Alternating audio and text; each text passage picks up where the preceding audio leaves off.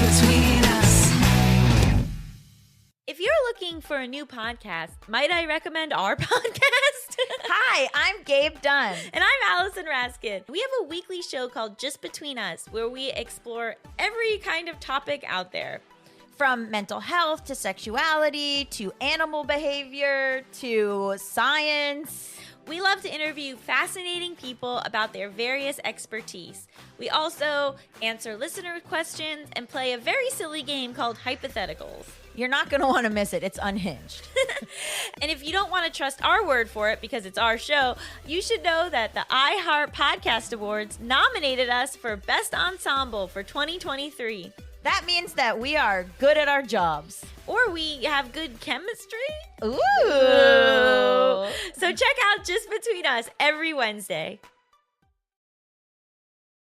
Hey, drag fans, please listen up. I'm Alaska. And my name is Willem. And we are the hosts of Race Chaser, the premier and preeminent RuPaul's Drag Race recap podcast. And if you aren't listening to this podcasting behemoth yet, start right now.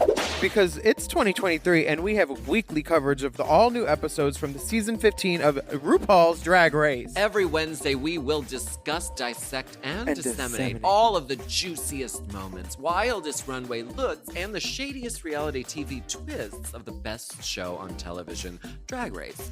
Race Chaser with Alaska and Willem is the ultimate backstage pass for both drag obsessives and new fans alike. So don't wait. Find us on your podcast apps and listen. Check out new episodes of Race Chaser every Wednesday and Friday, wherever you get your podcasts. Thank you.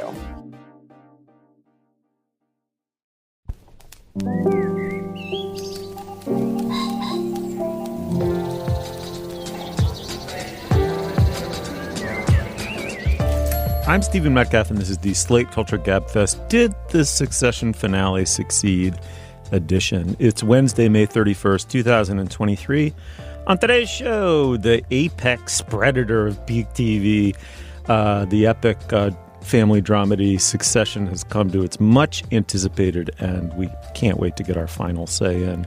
After their final say, we will discuss. And then the filmmaker Nicole Holofcener, I would think it's fair to say a Gabfest favorite. She returns with You Hurt My Feelings, a comedy or a romantic comedy of sorts starring Julia Louis-Dreyfus as a writer entering a period of crisis. And finally, Barack Obama, you might know him. He's the documentary filmmaker. He has a series up on Netflix now called Working What We Do All Day. It's inspired by the, classic Studs Turkel book. Also very eager to discuss. Joining me today is Julia Turner of the LA Times. Hey, Julia. Hello, hello. And of course, Dana Stevens is the film critic for Slate.com. Hey, Dana. Hey, Steve. All right, well, let's do it. Let's dive in. Let's make a show. But Julia, I think it bears saying we are making a different kind of show to accommodate a different kind of finale. Yeah, well, usually we would get into the specifics of a finale in a plus segment, but this week it seems like so many people are watching and talking about the Succession finale that we figured we'd do the same. I've never had the occasion to talk about it on the show with you guys. You guys have talked about the show a couple times. So we're going to kick off with a spoilerific discussion of the finale, what happened, what worked, what it meant.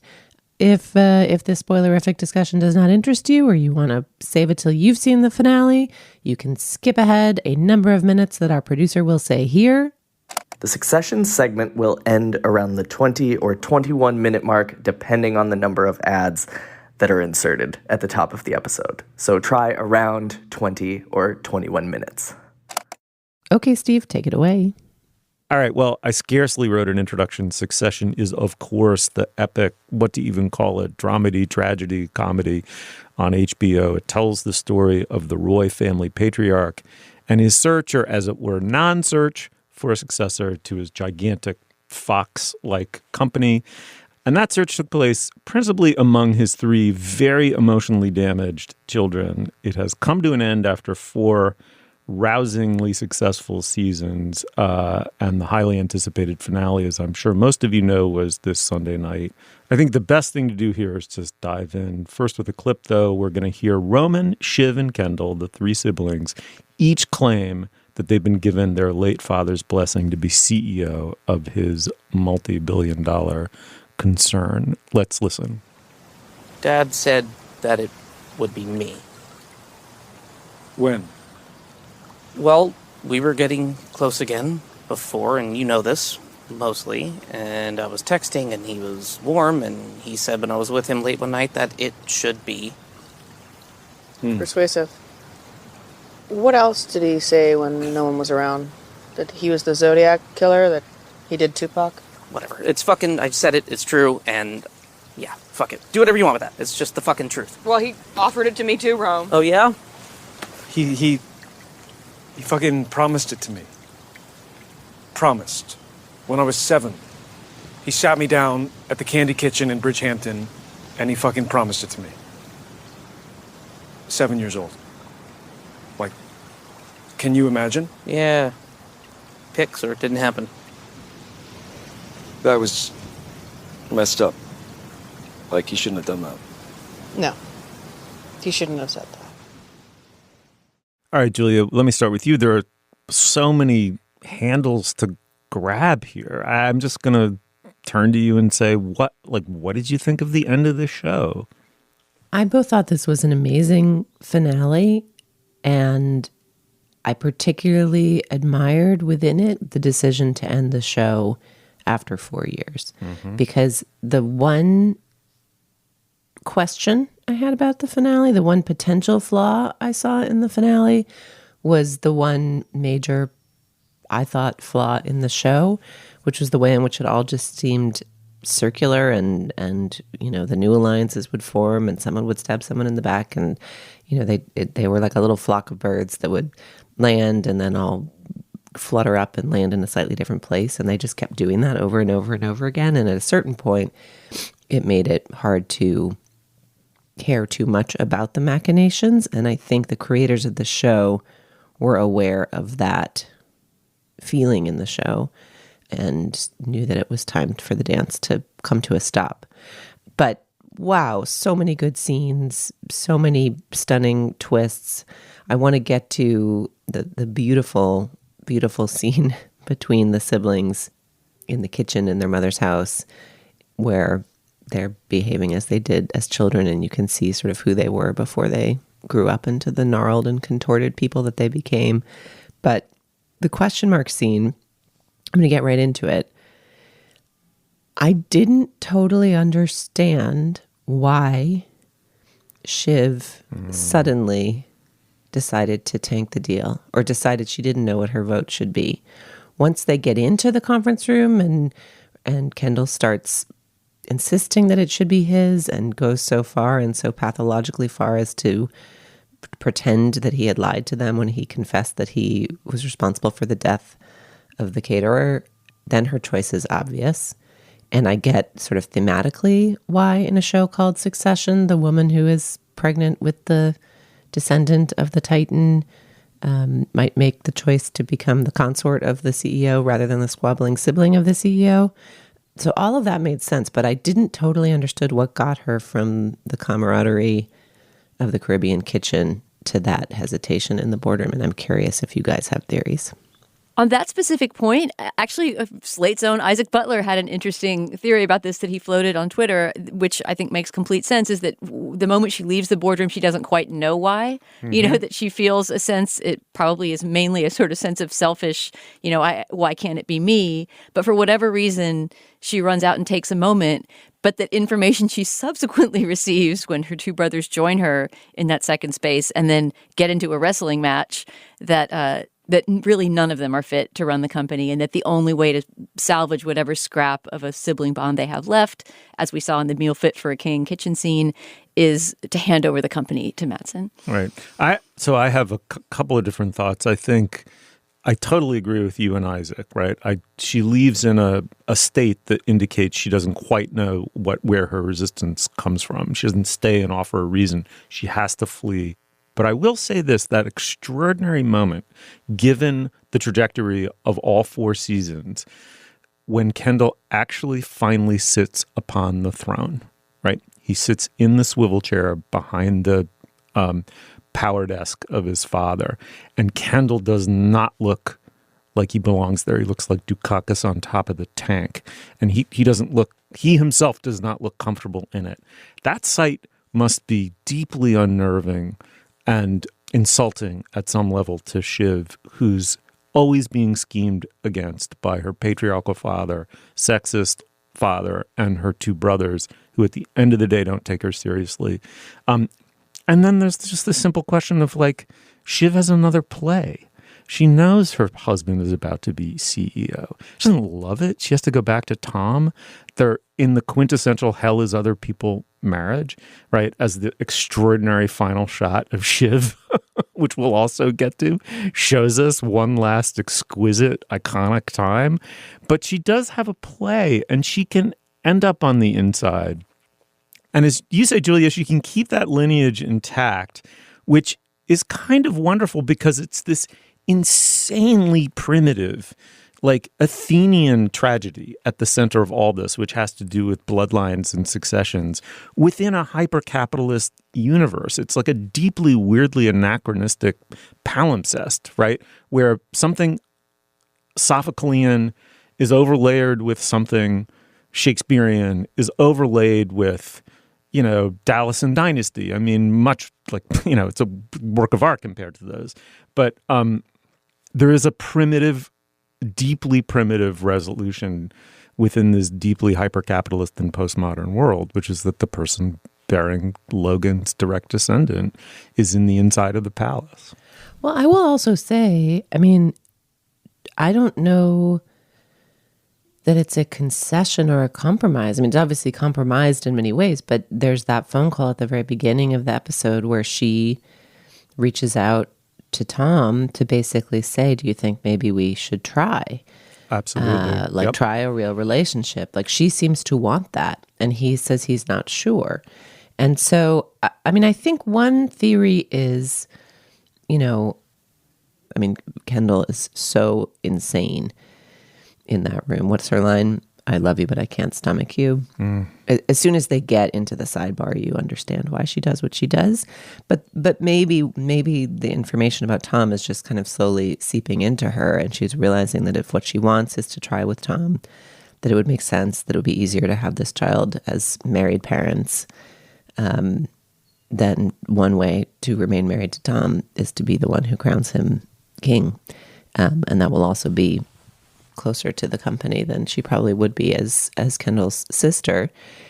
And then I also think, in a way, her whole relationship with Tom, you know, she married him because he was so groveling and so lowly, and she felt so safe being able to stomp all over him. But it's basically once he starts treating her as her dad did and betraying her and stomping on her, that she starts to feel like, oh, this is what love is. I recognize this. Yeah, she starts to respect him. Yeah.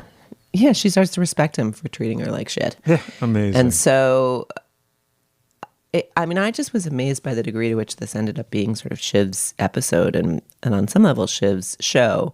And she is our entry point character in the pilot, where she's the you know, sane liberal from outside who's coming into this kooky company. She's kind of the Michael Corleone of this, right? Like, the heir who might actually be something radically different than the Godfather, and that part of the arc of the whole drama is becoming his father, becoming the Godfather. But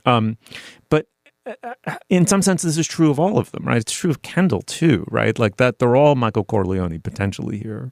Yeah, I mean, the series does end on Kendall, right? And in some sense, I think the structurally the show regards him as the protagonist and the last, the anti-hero, and the last person that you see looking out to sea, being shadowed by Logan's old bodyguard Colin, is Kendall. And I had something to say about him in the sidebar scene that we keep getting to, the moment that the siblings, go off to that second boardroom to wrestle about the big decision. And I mean, it also provides another motivation for Shiv to sell the company, is that he denies what could be regarded as the sort of Chekhov's gun of the entire series since season 1, which is his, accidental murder of a caterer at Shiv's wedding via that Chappaquiddick-like incident. And yet, when Shiv brings it up at that moment and says, well, I don't think you're fit to lead because you killed that waiter at my wedding, he denies that it happened. I felt bad, and I false memoried it. Like, I'm totally clean. I can do this. Wait, did it happen or did it not happen? It did not happen. It did not happen. I wasn't even there. It did not happen. Dude, fucking vote for me. I mean, that's just another moment that you really see how dysfunctional he is and also how little he's changed. And that goes to a bigger question than any of the individual characters, which is, what's the genre of Succession? It's something that people have been talking about since the show started. Like, right. You called it a dramedy, but also a Shakespearean tragedy. Yeah. For me, the show is strongest when it's not tragic, although I have to say the funeral episode is one of my favorite episodes of the entire show. It's astounding. But I think that the structure of the show is almost like a sitcom. I mean, it's an hour long, but it is one of those family scenarios where characters don't change, right? And where that circularity that Julia is talking about, which could become somewhat annoying in the middle seasons, is part of what the show is about. Is that, you know, there's really not any hope that anybody's going to have a character arc that helps them change to the extent that anyone does. Maybe Shiv does because of that decision she makes, but the Kendall you see at the end, I think, he's both tragic and comic. I mean, he's tragic in that, you know, it's really implied that he is at least thinking about jumping off the pier and killing himself, right? And we've seen him almost drown already in the series and associated him with water and the accident, the water, et cetera. Yeah. But yet there's something comic about the fact that Kendall gonna Kendall, no matter what the surrounding situation might be. No, I totally agree. I mean, there's another genre or literary kind in which people don't change. Tragedy isn't about change or personal growth. It's the opposite. It's about people through a set of horrific circumstances having a blind spot, their characteristic blind spot, ripped away from them, so they have to see their own character.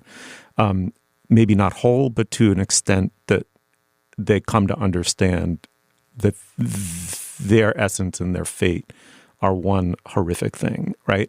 And I thought that that's what this show was about. To me, this show was very boring in many ways when it was purely about rivalries and Waystar and Gojo and, you know, we're getting $190 a share instead of whatever. I thought it was fun, whatever, but that was just TV. What made it remarkable was it was about an economic inheritance, right, which in their cases is mammoth, and an emotional inheritance, which turns out is equally mammoth and deranging as the economic one. And I thought the show is incredible for taking you in this prurient and very fun way into the inside of the ultra-rich's lives, right? But it also took you into the inside of their egos. And it was a show by implication about how those egos, which are deformed, have deformed the public landscape that the rest of us live in, i.e. not the planes and the houses of the ultra-rich. And so I thought it was a serious satire all along, a morally centered satire. And the second thing I'll say is I agree with Michael Schulman, who wrote the extraordinary profile of Jeremy Strong, the actor who plays Kendall, that this is his show in some sense, that his drama, each kid has a person they might have been. Roman is very smart, and you get glimpses of how smart he is. Shiv has a political conscience. Kendall, in some sense, is more achingly hard because Kendall, I do believe, is in search of real personhood at some level. And this other part of him that has been horrifically fucked up by his father will never find it, but will always yearn for it. And it gets bound up over and over again in his own deformed will to power. And so we are seeing the quintessential damage of the rich play out within him in some sense. And the thing that's remarkable about the Schulman profile of Strong is Strong doesn't think he's in a comedy. He sincerely was surprised when Kieran Culkin said, dude, you know this is a comedy. And he was like, no, it's not. And Julia, it seems to me it was that at the center of all of this. There was a very unarch, very unknowing performance by Strong at the center of it, that Kendall was a serious human being at some level, trapped inside, relentlessly trivializing modes of self-importance. And that, to me, was as compelling a portrait as of Tony Soprano or Walter White. Yeah, I mean, it's Strong's show and it's Shiv's show and it's Rum. I mean, that's just part of what's so remarkable about it is how fully realized all of these people are, how each of their arcs makes a lot of sense. I mean, to me, one of the things that was most striking about that final scene, he's too rich to commit suicide. Not that that's what one ever wants for any character, but like the natural endpoint of him in that moment, having realized that the only thing he was billed to do, warped from when he was 7 at the Candy Kitchen with his dad, is this thing that he will now never be able to do. It's implied that he wants to take his own life, but he has a bodyguard, so he can't, and he won't. You know what I mean? Like that I thought was an amazing touch in that scene. Yeah, that is a good point, Julia. He's both cursed and blessed with the bodyguard that's going to tail him for the rest of his life. I mean, because we haven't talked about his last moment, I just have to say that one of my favorite moments in the entire finale was Roman's tiny smile when he sits down to have a martini by himself at the end, and the Mona Lisa mystery of what he's smiling about. You know, whether he's feeling a moment of liberation, that he doesn't have to pretend to be a business guy for the rest of his life, or, you know, is it a nihilistic smile of despair? Who knows? Roman is such a mystery, and Kieran Culkin's so fantastic in that role. But the last thing I want to say about Succession before we wrap, which we need to do, is that this is the third time we've talked about the show. We debated whether to return to it or not because we've already had 2 discussions about it. And I just wanted to encourage people who are somewhat ambivalent about the show, as I have been throughout its entire run, to keep going with it, because it's a rare show that I think Julia is absolutely right. It ends on time and it lands that plane beautifully. And after being somewhat frustrated with some of the middle seasons and having a little bit of a sense that I've talked about on the show of sort of like queasy, guilty pleasure about watching it, where it doesn't make you feel good because like the segment of society it focuses on is such an insular bubble, et cetera, et cetera. I would just say that if you're ambivalent about the show, but you're intrigued, keep on going, because some extraordinary things do happen in this whole last season, not just the final episode. All right, here. I totally agree. All right, the show is Succession. It's now over. We'd love to get mail on this one. Shoot us an email. Let's move on. It's time to reboot your credit card with Apple Card. Now, when you get a new Apple Card by May 31st, you can earn $75 back at Nike. Just spend $75 or more on qualifying purchases at Nike using Apple Card with Apple Pay within your first 30 days. Apple Card gives you unlimited daily cash back that you can automatically grow at 4.15% annual percentage yield when you open a high-yield savings account. Learn more about Apple Card in the Wallet app on iPhone. Apple Card subject to credit approval. Savings provided by Goldman Sachs Bank USA. Member FDIC and available to Apple Card owners subject to eligibility requirements. $75 daily cash valid only for new Apple Card accounts opened by May 31st, 2023. Qualifying purchases at Nike only within the U.S. Additional terms and limitations apply.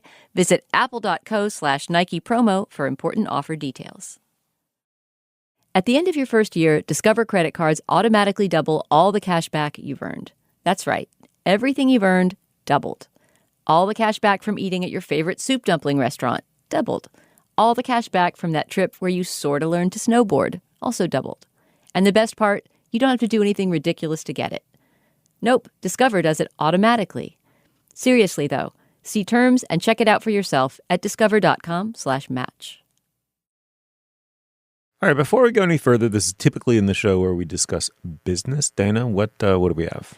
Stephen, once again, we have just one item of business, and that is to tell listeners about our Slate Plus segment. This week, we're answering a question that Julia came up with off the top of her head. She said, we know we've talked before on the show about what's your secret superpower, right? A skill, an everyday skill that you find yourself to be unusually good at and pride yourself on. Julia thought it would be fun to do the inverse of that and ask, what is your secret kryptonite? In other words, what's the thing that you're unusually bad at and nobody knows? We thought this was a great idea, so we will each share one or two of our secret kryptonites for this week's Slate Plus segment. If you are a Slate Plus member, you'll hear that at the end of the show. And if you're not a Slate Plus member, you can become one by signing up at slate.com/cultureplus. In exchange for your Slate Plus membership, you will get ad-free podcasts. You'll get bonus content like the segment I just described, which many other Slate podcasts offer as well. And best of all, you get unlimited access to all of the writing on slate.com. You will never hit a paywall if you're a Slate Plus member. These memberships really matter to Slate. They help support us and support our show. So please sign up today at slate.com/cultureplus. Once again, that sign up is slate.com/cultureplus. Okay, Steve, what's next? All right. Well, You Hurt My Feelings is the new indie comedy feature film from the filmmaker Nicole Holofcener. It stars Julia Louis-Dreyfus as Beth. She's a creative writing teacher in the process of completing a second book. She's written the book, but it's not out yet. It's her first novel, which makes her feel very vulnerable, and she's married to a therapist who is himself at a tender crux in his own career. Their marriage enters a crisis mode when Beth overhears him admitting to a friend that he dislikes her new book. Tobias Menzies stars as her therapist husband, and Michaela Watkins is her sister, plays her sister. Let's listen to a clip here. Beth is talking to her sister right after they overhear Beth's husband trashing the book. He doesn't love your book, okay? He doesn't love your book. I mean, who cares? Do you understand? I've been working on this book for 2 years, right? I've given him like 1 million drafts to read. And every time he reads it, every single time he tells me how much he loves it. Every single time! Because he just doesn't, like, you know, get it or whatever. And now my hands have gone numb. Yeah? For real. Okay, can you take a deep breath? I am breathing, Sarah. All right. Would you just... You're going to talk to him. Well, that's a joke. I am never going to be able to look him in the face ever again. Okay, that's over. And now let me start with you. Ever since Nicole Holofcener made her debut in the 90s with Walking and Talking, and then followed it up with Lovely and Amazing and a series of films since, it's the same thing is always going to be said about her. Her canvas is small, verging on tiny. And that's going to divide audiences. It divided critics. I'm curious to know what you thought of this new one. Oh, I mean, she's one of my faves working. And in fact, when Walking and Talking had its 20th anniversary a few years ago, I interviewed her for Slate and wrote a little tribute to that movie, which I remember was constantly on cable in the 1990s. It was just like a comfort movie that was always there. And I had this sort of guilty relationship to my own love for it. It was sort of like, this movie isn't about anything. It's about this thing that's never in movies, right? Just like two normal friends having sort of a crisis moment in their friendship. And it didn't seem like a big enough deal to be a movie that I loved as much as I did. And the way that movies have changed and moved since then makes movies like that even rarer and more precious. And I now sort of see that the very thing I felt sort of wasn't worth valuing, and there must be something wrong with me as a viewer because I loved it so much, is what we need to fight to preserve in movies, And I start with that long disquisition on my history with Nicole Holofcener just to say I always look forward to her movies, and I'm almost always pleasurably surprised by them. And I think this is one of her best in many, many movies. She's only made 6, I believe. And this is one of my favorite movies of the year so far. It's really hard to get across how funny it is from that clip because, as I say in my review of the movie, she's not a one-liner kind of writer, She's somebody who creates humor out of entire contexts and and out of character studies, which is what this movie really is. It's sort of like a four-way character study among these 4 interrelated characters, right? 2 sisters and their husbands, who all have these kind of crises that are partly personal, partly professional, that are essentially about, does my work matter? Do I matter? And, what will give me the strength to go forward? It's sort of a movie really about white lies in relationships and whether in the end they damage relationships or they help to preserve them. And the movie is wonderfully equivocal on the answer to that. But mainly, I mean, I see this movie as a showcase for Julia Louis-Dreyfus, who is sort of the stand-in. She's the Nicole Holofcener, proxy in the movie. And it's just so wonderful to see Julia Louis-Dreyfus, who we all love in comedy, doing something that is a comedy, but it's a comedy that has more pain and struggle underneath the surface than she was doing on Seinfeld or Veep, something like that.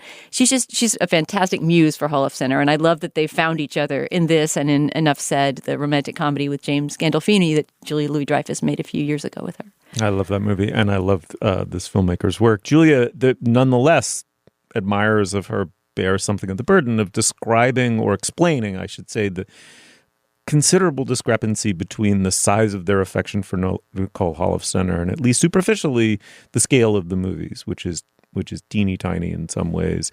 What do you make of all that? I mean, I really enjoyed watching this, as I do all Nicole Holofcener movies. I think the precision of her depiction of human relationships, both what creates joy within them, what creates tension within them, how there can be tension within them that does not actually undermine them. So often in film, sometimes in film relationships are the point, and then sometimes in film relationships are like fleshed out to give you just enough feeling for the next set piece. So it really matters who wins the knife fight on the scaffolding or who does the parkour through the top of Tunisia, so often the relationships are functional to the plot rather than the relationships exist to create stakes for the plot rather than being the plot, the very, very subtle fluctuations in human relationships being the plot themselves. So I always love that.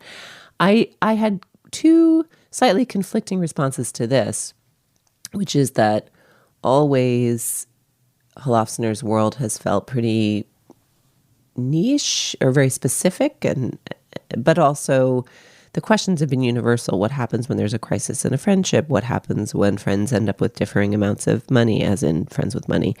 And this question of what if you and your partner have creative class-ish jobs and your partner doesn't respect your creative class work is even narrower. It seemed slightly less universal in a way that maybe made this one of her films feel a bit smaller. That was sort of my first response, is like, I don't know, man. People not liking your novel, like that's a very, very specific. You kind of have to be an artist to have to worry about whether your spouse appreciates your art. And that's an even smaller slice of the world than her films typically treat. But then I was thinking about it, and you're right, both of you, and this actually connects to our favorite documentarians' work that we'll be discussing in a minute.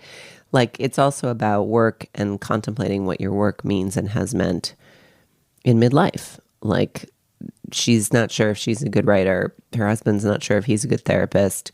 Her sister kind of hates being a designer and finally achieves triumph with a design problem and does not find it satisfying.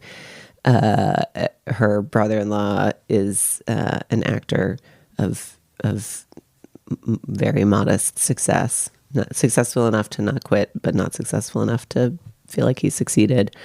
So that when I reclassed it as that, like just as what has one made of one's life, then it begins to open onto the kind of universals that she gets at with her miniatures, and it broadened the appeal to me. Yeah, I mean, I will say, just like most primitively, I saw it in a very full movie house. Overwhelmingly, the audience was made up of women over the age of 50, many over the age of 60 or 70. It really landed in the room, as it were, and it really landed with me as a comedy. And it understands and accepts the burden of being painted on a tiny canvas with even smaller brushes.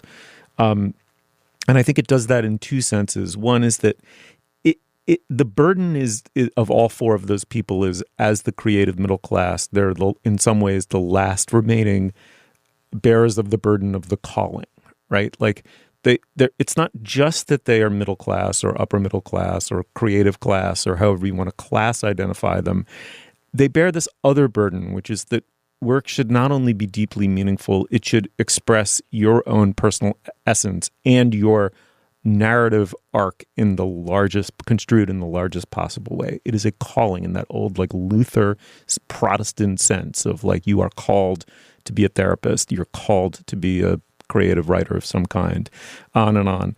And all you can experience as such a human being, I mean, probably ever, right? But now in the 21st century is disappointment and a kind of, going over with like micro-specking your own conscience for the ways, like, disappointment is essentially the recipe of your life in some sense. I mean, and you're spoiled rotten for being able to measure your existential pain in terms of that specific disappointment, something the movie's aware of. It's not unaware of that. It's a satire, a loving satire on this class of people. And so I thought it was very resonant. And I just want to say very quickly, there's another remarkable moment, because there's a running joke, Dana, that I find hilariously funny in this movie, which is that her first book is an abuse memoir, but all she suffered, quote unquote, all she suffered was verbal abuse. And the script is and Julia Louis-Dreyfus is very funny about that, like kind of talking up the verbal abuse that she got from her father. And it's a hilarious joke. And then there's a scene in which another person sympathizes, has read the book and admires it, and sympathizes. And you realize her deceased father destroyed her. It's like the shadow of Logan Roy in a much smaller environment. And the movie, in this gentle way, says, you all laughed, we laughed, I laughed writing it. This woman's pain is very real. And Julia Louis-Dreyfus is up to the task of depicting that. She's a wonderful dramatic actress, and she's terrific in this. Yeah, and in a beautiful piece of detailed writing. And here's where Nicole Holofcener really shines as a writer. Her movies sound very naturalistic, the dialogue, but every detail matters. There's a scene where Julia Louis-Dreyfus's character is all alone. She's looking at her manuscript, which she now hates, of course, and insulting herself over and over. And the term that she uses, right? The insult she's throwing at herself, it comes out later, is what her father used to call her when she was a child. And it's something that the movie doesn't showcase or highlight. You have to just pick it up as it goes. That's beautiful. I hadn't noticed that. I noticed them disparately but not together. That's lovely. Why don't we button it there? We more or less cherish this person's work, and this is a great example of it. Check it out. You Hurt My Feelings. It's in theaters now. Of course, it'll be streaming one day, but maybe go see it with an audience. You will laugh. All right, let's move on. Just between us. If you're looking for a new podcast, might I recommend our podcast? Hi, I'm Gabe Dunn. And I'm Allison Raskin. We have a weekly show called Just Between Us, where we explore every kind of topic out there. From mental health to sexuality to animal behavior to science. We love to interview fascinating people about their various expertise. We also answer listener questions and play a very silly game called Hypotheticals. You're not going to want to miss it. It's unhinged. And if you don't want to trust our word for it because it's our show, you should know that the iHeart Podcast Awards nominated us for Best Ensemble for 2023. That means that we are good at our jobs. Or we have good chemistry. Ooh. So check out Just Between Us every Wednesday. Hey, drag fans, please listen up. I'm Alaska. And my name is Willem. And we are the hosts of Race Chaser, the premier and preeminent RuPaul's Drag Race recap podcast. And if you aren't listening to this podcasting behemoth yet, start right now. Because it's 2023 and we have weekly coverage of the all-new episodes from the season 15 of RuPaul's Drag Race. Every Wednesday, we will discuss, dissect, and disseminate all of the juiciest moments, wildest runway looks, and the shadiest reality TV twists of the best show on television, Drag Race. Race Chaser with Alaska and Willem is the ultimate backstage pass for both drag obsessives and new fans alike. So don't wait. Find us on your podcast apps and listen. Check out new episodes of Race Chaser every Wednesday and Friday, wherever you get your podcasts. Thank you. All right, well, Working, What We Do All Day is a 4-parter on Netflix. It's a docuseries from Barack and Michelle Obama. It's much of it is directed by Carolyn Suh of She of Salt, Fat, Acid, Heat. And it's inspired by the Studs Turkel classic. The book Working came out in the 70s, in which Terkel interviewed workers across the American economy. Here, Barack Obama is host and the voiceover talent, and he follows the day-to-day lives of 12 people. They're in home care, hospitality, and tech. The show begins at the service worker level and then makes its way up over the course of it to the C-suite. In the clip, you're going to hear Barack Obama talking to a woman named Randy. She's a home care aide in Mississippi, and the two of them walk around a grocery store. It's a Piggly Wiggly, actually. I've been in a Piggly Wiggly, and they're casually chatting. Let's have a listen. Do you have an idea in your mind about what work should be? Because some folks, like my mother-in-law and my grandmother, their attitude was, I don't go to work to feel good or to get meaning, or I go to work to pay my bills. And I think younger folks, I think our attitude, you notice how I said our attitude? Mm-hmm. Yeah. You're young as you feel, baby. But especially with your generation, I think sometimes people expect that they should feel fulfilled in their work, that paying the bills isn't enough. I just want to be at home, on my porch, in my rocking chair. My refrigerator's full, my bills is paid, my child is killed. That's the dream. You find that's peace. You feel like it's harder for folks now than it used to be to just do what you described? Yes. How come? It's $6.15 for a box of cereal. Because stuff's expensive. I make $10 an hour. Julia, let me start with you. This is a rare show that's kind of thematically linked across all 3 topics: the ultra-rich, the creative middle class, and here the service industry workers. At least the show begins with the essential workers, the truly essential workers that prop up the entire economy and make up about 50% of the country population-wise. What did you make of this show? Well, we should note that Obama is in good company in wanting to revive Studs Turkel's Working, since, of course, the Slate podcast Working, founded by David Plotz, was done so with the same spirit in mind. I wished this show were more like Studs Turkel's working, I think. I think what the Obamas have had this lucrative deal as their company Higher Ground with Netflix. They've financed and made a couple different things. I was interested in seeing what Obama wanted to make of the question of work at this moment in his post-presidency, and at this moment in the post-pandemic, when I think in general the national relationship to work has somewhat changed. And the documentary was disappointing to me on a couple levels. One, it was, I think, forced in its polemic. I mean, it was super interesting to follow along with a Uber Eats driver and understand the actual economics of that gig economy job, and work has changed even since Slate relaunched working however many years ago. So the particulars of the people whose jobs and lives were shown were certainly interesting, which is always the enduring appeal of the original idea. But it feels like Obama kind of can't resist actually just making the political argument. And if what it takes to get Netflix to make a documentary about class divides in America is Obama as the host and narrator, okay, fine. But Higher Ground, also financed or produced American Factory, that extraordinary documentary we saw, which was just so much more revealing in certain ways about working life.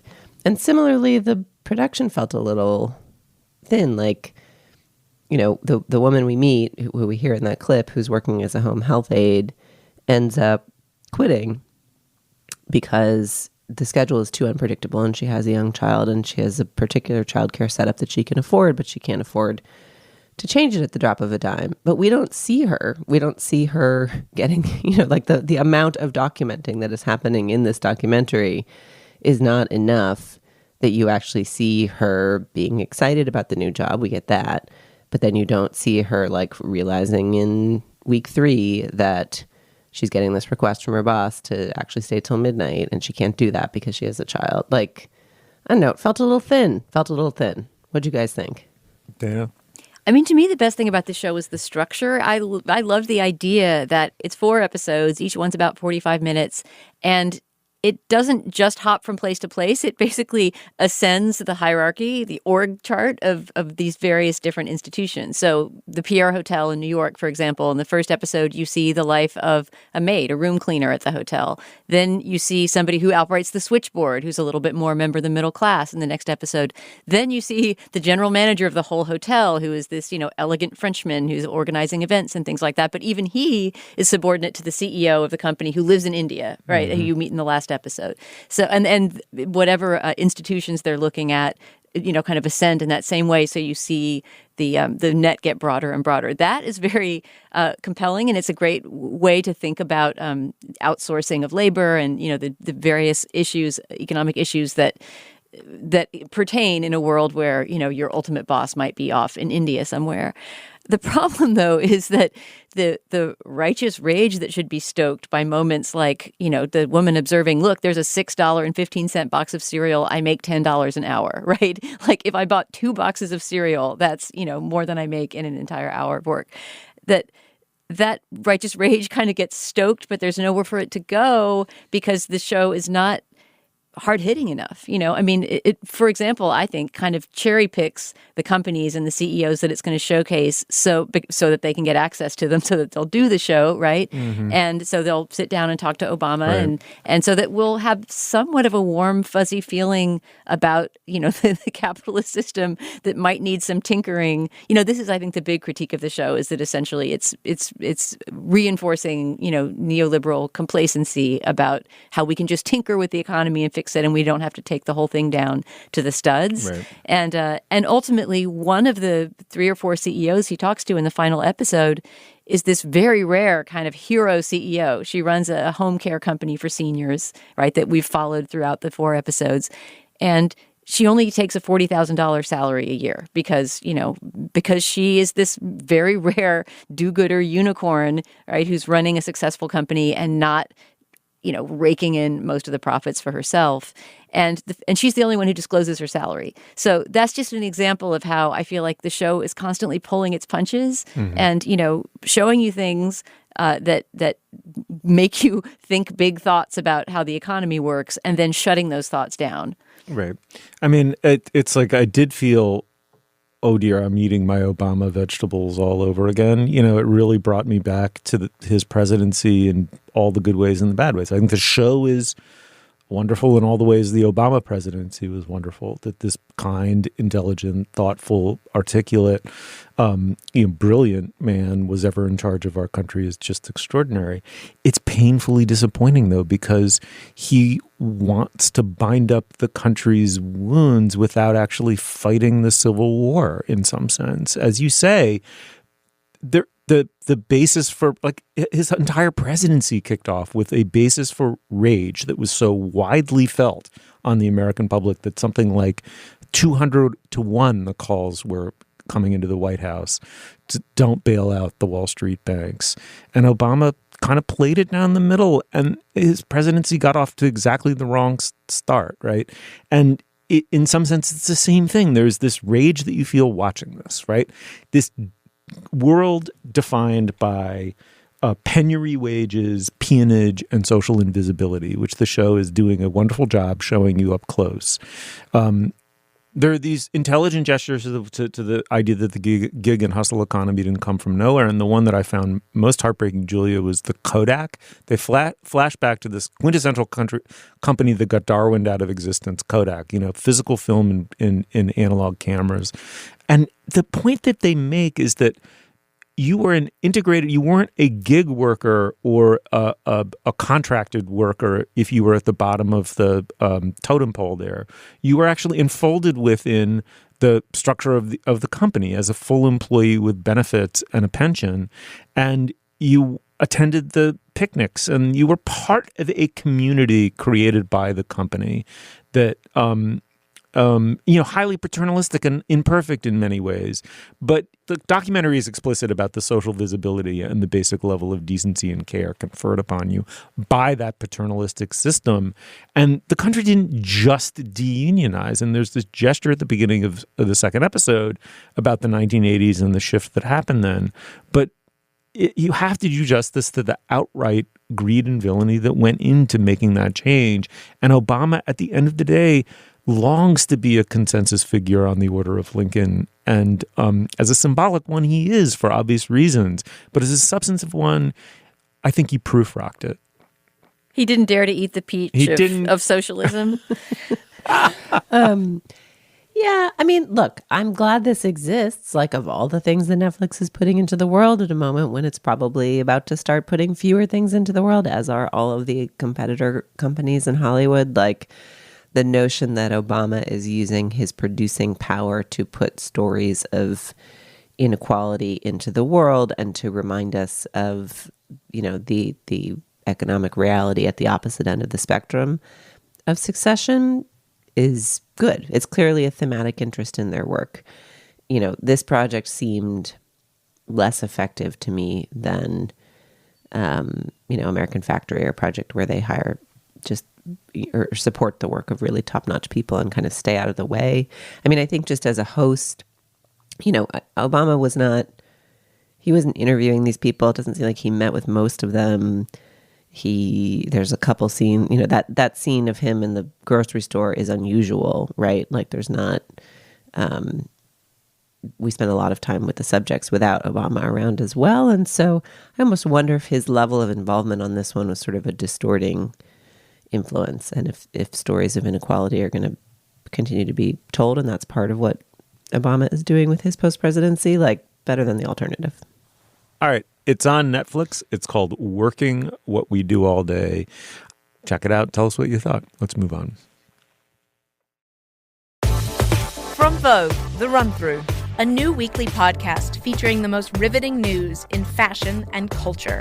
with Vogue's take on the big stories. I'm still working on my day-to-day. I've been doing what I've been doing for 40 years. Fashion in relation to sports, culture, and politics. We were designing this movie in the middle of a pandemic. I wanted to do something special and something that was probably more linked to a cultural than just fashion. From the red carpets and runways to political and cultural events. Bringing you undertold stories from around the globe. I always say Ghana because I want people to know how possible it is to create amazing things there. With voices rarely accessible and uncommonly authentic.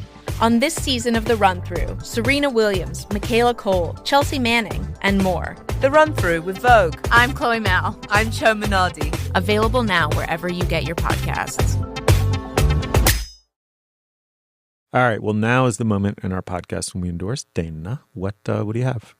Steve, flowing out of the conversation we just had about this new Netflix show based on Studs Turkel's book, Working, I'm going to recommend Studs Turkel's radio show. I guess now it's a podcast, but his very long-running radio show on WFMT in Chicago.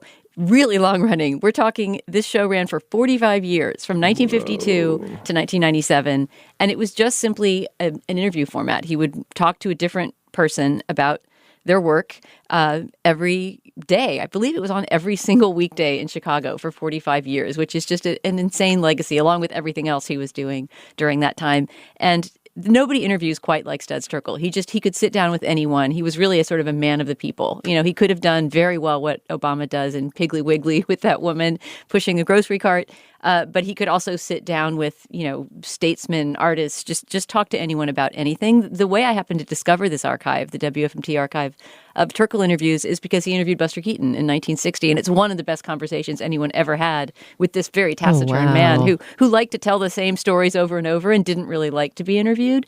But Studs Turkel really gets into the meat of sort of, what was your process making movies, and manages to find questions that he wants to answer and gets him to tell stories he never told anywhere else. So that's worth listening to. But he also talks to, everyone. He talks to James Baldwin. He talks to the mime Marcel Marceau. He talks to Woodward and Bernstein right after Watergate in 1974. So like a great moment to talk about, what they had just meant to the culture. Nora Ephron is on, it's just a giant, every sort of, intellectual artist or sort of political figure you can think of from that 45-year period is as likely as not to show up in the archive. And it's very nicely organized online with a database that's nicely searchable. We'll put a link to it on our show page, but it's, WFMT.com. Go to the Studs Turkel archive. That's amazing. Oh, my Lord. I'm going to lose myself in that. Thank you, Dana. Julia. So cool. Yeah. So cool. What do you have, Julia? Okay. This is a classic sky is blue, up is up, down is down endorsement from JT here. But discovering this changed my life. And on the off chance it changes the life of even one listener, I think it is worth sharing.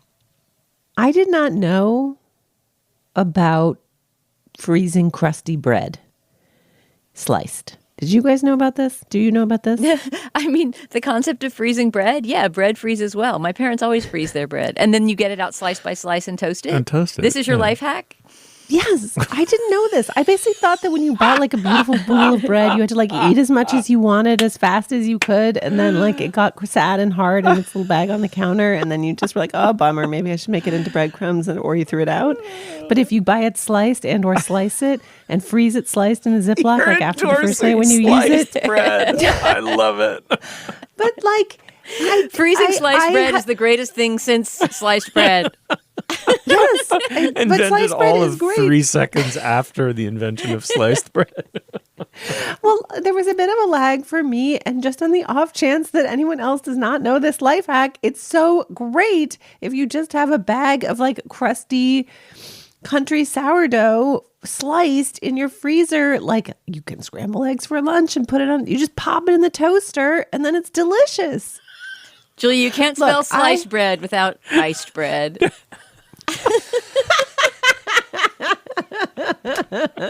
I just went up high with Dana. That was so good. This is actually making me happy because for once Julia is getting mocked for her goofy endorsement instead of me.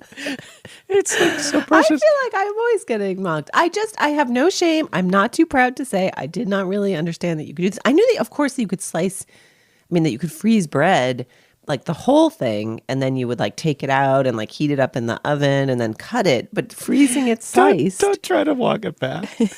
I'm not. I'm doubling down. I have no shame. I bet you that somebody on this podcast, somebody listening, does not know this, and this will improve their lives. And if, in fact, every single listener already knew this, and I am merely just telling the story of my enjoyment, well, so be it. But no, that's great, because you never have that horrible morning where you wake up and you want toast, but you would have to go out and get bread for your toast. And also like tossing really good like a loaf of country sourdough because it, as you say, turned, petrified is really sad. So it's so sad. It's really sad. Also, very quickly, I love the way this kind of calls back to maybe the most underrated character in Succession, both as a character and a performance, and as the importance to the whole thing.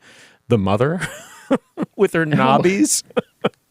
Right? Doesn't she have a bag of frozen knobbies? Frozen bread knobbies, yes. Yeah. That doesn't look like a beautiful country boule. That looks like some Pepperidge Farm shards. But yeah. Yes, exactly. And that's a trait that she was established with earlier in the show, that she never has food, which is just such a perfect kind of, the classic sort of cold wire monkey mother, right? Wire monkey. All right. Right. She can't even nurture them on the most basic level. I'm going to take you so far off the hook, Julia Turner, now with my endorsement, which may even be more blockheaded than yours. Shoot. I'm going to endorse the TV show Jury Duty. We talked about it last week. I know, but I'm not just endorsing Jury Duty. I'm endorsing the finale, which I finally watched, which I don't know if you guys made it to the final episode. And if you didn't, just go ahead and watch. Do yourself a favor. Do me a favor. Watch the finale of it, because it is one of the better hours of TV, or whatever it was, 45 minutes of TV I've seen in a really long time. And it is by far the best that I've ever seen in that genre, to the point where it's like literally an antidote for reality television in some sense. It's really weirdly moving. It's beautifully done from a technical standpoint for all of what they do within it. And it shows you that the entire show was constructed around a good guy. And he basically becomes the knight of faith in that final one, because effectively what they do in the recap is they show how at each juncture he's faced with a test in some sense, and passes it with flying colors. And also, by the way, it totally cured me of my cynicism about the show. It is totally clear that he did not know that he, or never even came to suspect that he was somehow in a prank show, or was the butt of a prank show, or, his guilelessness and his decency and his good humor in the moment really come out in the last episode. And it's wonderful. It's really genuinely wonderful. It is. I understand that Succession is one of the greatest TV shows of all time, and they nailed it on the finale. I can't compare this to that, but I am telling you, it is, of my so far 2023 viewing experiences, the two are in a class by themselves. I had one follow-up on Jury Duty, too, actually unrelated to me. I haven't gone beyond the first few episodes of the show and didn't love it. But the other night, I heard my actor daughter snorting away in the other room with laughter. Aww. And what did she discover on her own but Jury Duty? And specifically, she loved it as an actor. She said, "Mom, you've got to watch this Jury Duty." I said, "Oh, we watched some of it for the show." And she said, "Oh, but the things that the way it's between scripted and unscripted." I think for her, the idea of the challenge of being like an improv actor who has a certain amount of points you have to get across in a real scenario, but you do it in your own way, just seemed like such a challenge. And she considered the performances of the hired actors who were pretending to be jurors just like towering. And if she's gotten to the end, ask her about it. Jury Duty, the final episode. That's my endorsement.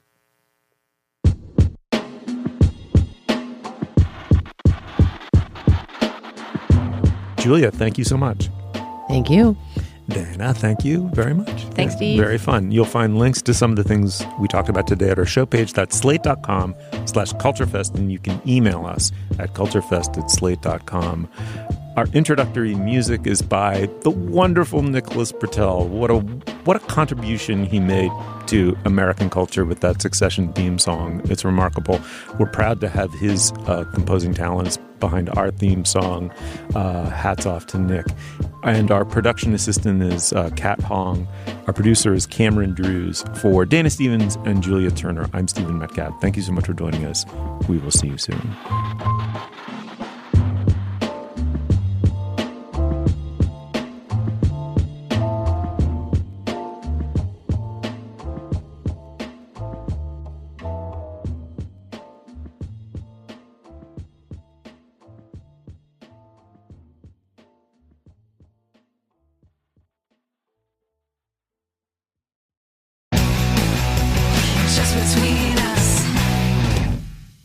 If you're looking for a new podcast, might I recommend our podcast? Hi, I'm Gabe Dunn. And I'm Allison Raskin. We have a weekly show called Just Between Us, where we explore every kind of topic out there. From mental health to sexuality to animal behavior to science. We love to interview fascinating people about their various expertise. We also answer listener questions and play a very silly game called Hypotheticals. You're not going to want to miss it. It's unhinged. And if you don't want to trust our word for it because it's our show, you should know that the iHeart Podcast Awards nominated us for Best Ensemble for 2023. That means that we are good at our jobs. Or we have good chemistry. Ooh. So check out Just Between Us every Wednesday. Hey, drag fans, please listen up. I'm Alaska. And my name is Willem. And we are the hosts of Race Chaser, the premier and preeminent RuPaul's Drag Race recap podcast. And if you aren't listening to this podcasting behemoth yet, start right now. Because it's 2023 and we have weekly coverage of the all-new episodes from the season 15 of RuPaul's Drag Race. Every Wednesday, we will discuss, dissect, and disseminate all of the juiciest moments, wildest runway looks, and the shadiest reality TV twists of the best show on television, Drag Race. Race Chaser with Alaska and Willem is the ultimate backstage pass for both drag obsessives and new fans alike. So don't wait. Find us on your podcast apps and listen. Check out new episodes of Race Chaser every Wednesday and Friday, wherever you get your podcasts. Thank you.